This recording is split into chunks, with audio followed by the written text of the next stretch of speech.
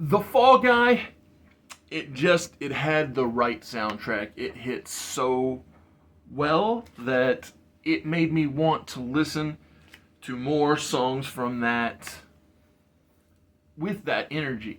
So it brought to mind how Kiss is the focal point of Detroit Rock City. Four friends go on a road trip to Detroit from Cleveland to go see Kiss, or make an effort to go see them. And great music plays throughout.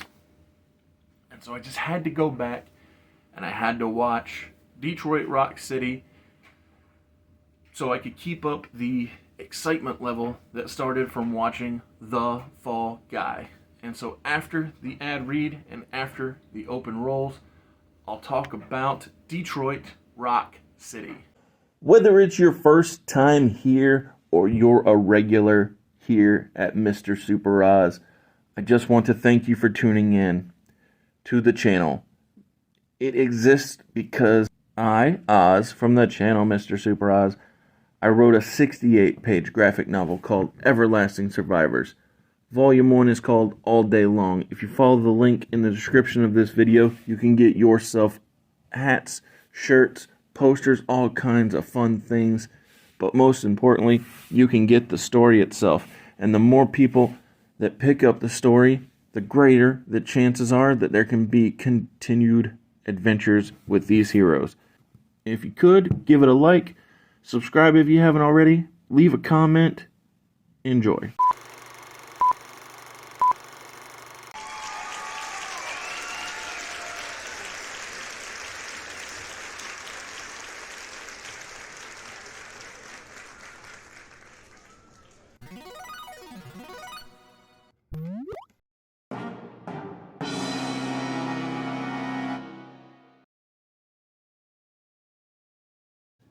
Detroit Rock City ran for 1 hour and 34 minutes. We start out in Cleveland, 1978. I laughed in advance because I remembered that this old lady who's grabbing her Carpenters record is not going to be playing the Carpenters when she puts the record on the record player. It's actually Kiss. The devil's music, she cries. And then we meet Mystery, a band of four friends who are playing that they want to rock and roll all night and party every day. Sam Huntington and Edward Furlong are two of the friends. Sam's name is Jeremiah, and his mom thinks that KISS stands for Knights in Satan's Service. That is some creative, craziness in my opinion. I mean, unless I'm wrong, but I would imagine KISS just stands for KISS, right? These four friends, the guys in the band, they would fit right in on that 70s show if the show was happening in Cleveland. Hours from now, these guys plan to be at a KISS concert, and they are so hyped. Clearly, Tripp is the Kelso, and Jeremiah, feels like the foreman. Oh, hey, Rose from Two and a Half Men. I didn't remember you being here. This movie has way more physical comedy than I recalled either. Jeremiah, or Jam, he gets hit in the face so many times by exercise equipment, drumsticks, pencils, all kinds of stuff. Oh no, the KISS tickets were discovered by the mother who hates the band, and she sets the tickets on fire and uses them to light her cigarette. Wow, she's top notch. Did schools really have a security guard back in 78, 79? I mean, this security chase of the students, it just, it doesn't sit right with me. 3/4 of the gang accidentally break a toilet and then knock down the walls of a bathroom stall in the girls' restroom while they were hiding from the security guard. Tripp won a radio contest to get to the concert, front row specifically. This security guard that they call Elvis is so unrealistic to me, and heck, I even find him more reminiscent of Wolverine or Sabretooth with his aggressive nature than I do Elvis Presley. Yeah, I mean, yes, Elvis has sideburns, but so do those guys. And I'm pretty sure they both existed in 70, whatever, 8 or 9. So much craziness has happened. The angry mother locks up Jam, and the gang, the other three guys, they plan to break out their friends. So tonight there's going to be a jailbreak starts playing. The use of music in this film is just top notch. But let's be real, shouldn't music be the star with the central focus being Kiss? I mean, that only makes good common sense. So Trip gets a priest high at the place where Jam is being held, and he says, Santa and Satan, same letters, same guy. It's dumb logic, but that's the kind of thing that this movie delivers, and it's probably why that I thought it was so funny back in, I don't know, 1999 or 2000. Oh, I forgot that they have this weird rivalry with disco-loving folk. Emmanuelle Shrieky and Natasha, I don't know, Leone, I think is her name, are hanging out with these dudes who love disco, and they're all dressed like disco is what's up. I've never quite understood the musical rivalry or any preferred thing that you like rivalry. It's like what you like and don't be a dick. Edward Furlong, whose character's name is Hawk, he's just a menace. When they get in a fight with the disco lovers, he sends their car down into a body of water by putting a big rock on the accelerator. Natasha, her character's name is Christine. She gets a ride from the band, the Mystery, or the boys, the friends. And it's crazy because I remember being such a big fan of the comedy within this movie when I was younger. I don't know whether I watched it in 99 when it came out or 2000 or maybe even 2001, but regardless, I was hanging out with a neighbor, and I thought this was so much fun.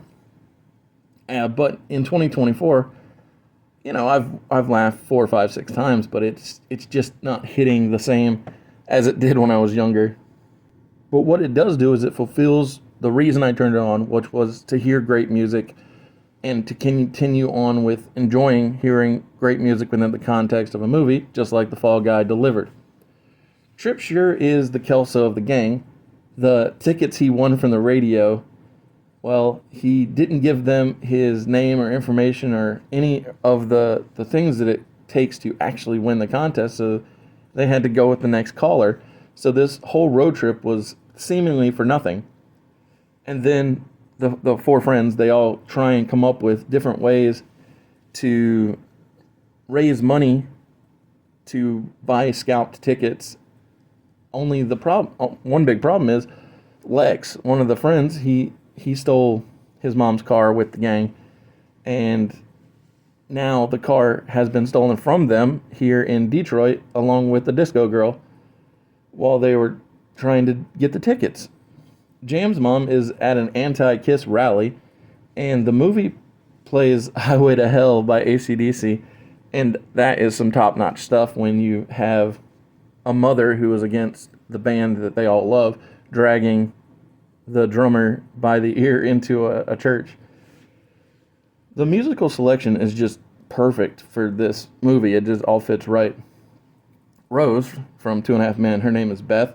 She saw Jam being dragged into the church, and she goes in to say goodbye because she always had a thing for him in school, and now that school's out and she's moving away, she wants to give him the goodbye. While the friends are trying to figure out how to get into the concert, Hawk has a glass of bourbon on the rocks, and he says that it's gone bad because, he's young and he's never had bourbon before. All 4 friends try these different tactics, and Lex actually gets pretty far by just jumping over a fence and getting past security. But Hawk tries to do some amateur like Chippendale show thing so he can get the money to pay the scalper. Only before he can even start stripping, he pukes into a pitcher on the stage because he had drank too much bourbon.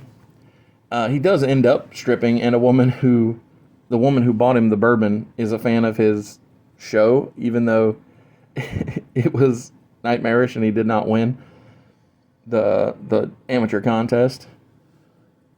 Beth kisses Jam inside a confessional while he is trying to convince this priest that he's A-OK. And the priest is a creeper anyway, just wanting him to describe any kind of sin so that he can enjoy it. Trip is having a devil on the shoulder, angel on the other shoulder type conversation in his head after this short kid and his big brother and his bully friends beat him up and steal his wallet. So Trip is thinking about robbing a convenience store, only it gets robbed by somebody else first. And he uses a Stretch Armstrong that was in his pocket to beat up the gunman. Lex found his mom's car and the disco girl, and he uses an army of dogs that he got on his side by playing frisbee with them earlier to attack the people who stole his car and brought it to the chop shop. Beth and Jam say goodbye outside the church. I'm a big fan of Sam Huntington. I really enjoy his performance, both in Being Human, in Fanboys, and in this. I feel like Sam Huntington is an actor who could have done more.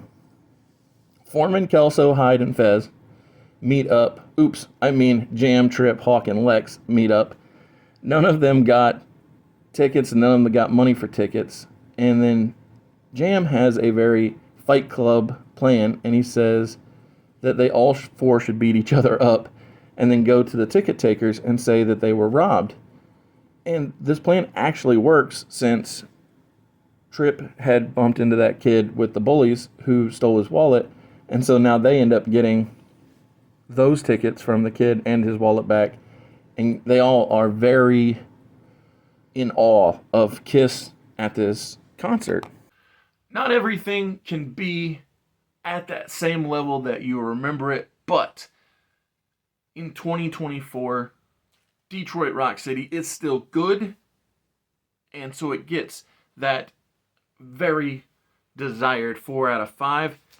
The funny thing is, when I think back to watching it in, I don't know, 99 or 2000 or whenever I first saw the movie, I felt like it was a tip-top comedy.